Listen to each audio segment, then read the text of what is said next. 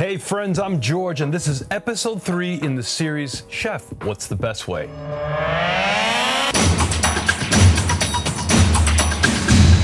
This week's question didn't come from a subscriber, didn't come from a comment down below, but from a really close friend of mine, Mike, who said to me, hey man, you brew a really awesome cup of coffee every time. What's the secret? Clearly, there are numerous ways to make coffee, but today we're going to focus on the most common way here in the United States. The drip coffee machine. Does anybody ever set the clocks on their coffee machines? If you do set your clock, it's probably because you like to use the auto brew feature.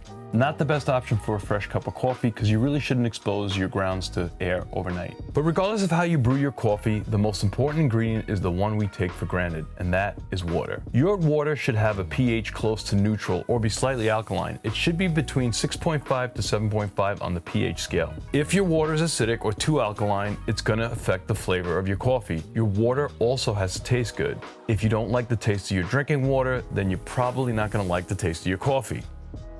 So I recently just purchased a whole house water filtration system for my home. This is a reverse osmosis filter.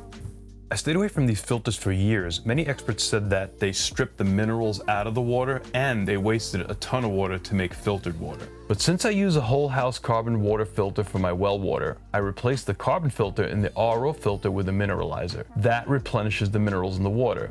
If you have city water and it's not well water like mine, you can take that water and run it through an RO filter with a mineralizer or get a really good quality jug filter. You're also going to have to find a flavor profile for a bean that suits your palate. As a generalization, coffees from Latin America tend to be chocolatey and nutty, and coffees from Africa can be fruity and borderline sweet, not sugar sweet, but sweet like the unsweetened sensation you get from cinnamon or clove.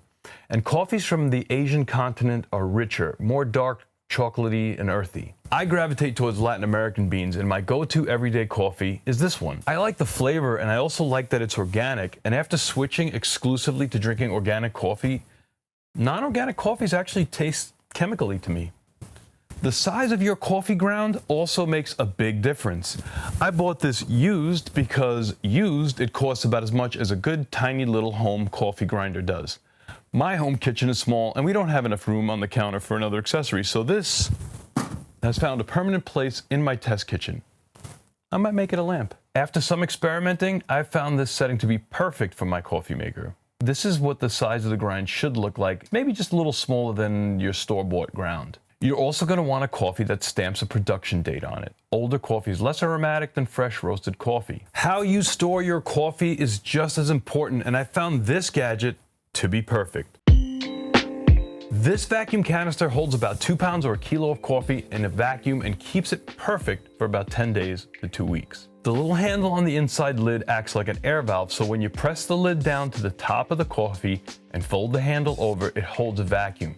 For added protection, it also has a second lid on top. Pretty nice. The most consistent way to get the best cup of coffee is to weigh your grounds. The magic formula for drip coffee is 7 grams per cup of water. But what is a cup of water? Here we have 8 cups of water, which should actually be 64 US ounces or 1,893 milliliters. But if you transfer this to a measuring cup, it's less. It's actually closer to 5.5 cups or 1,300 milliliters.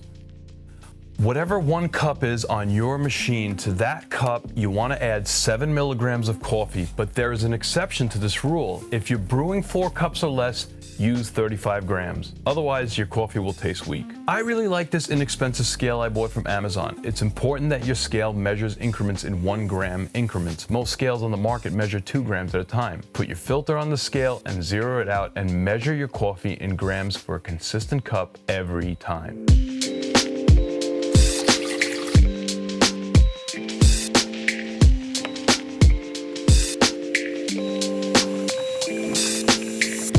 Make sure that you wipe the inside lid of the machine. There's a lot of stale coffee that gathers there.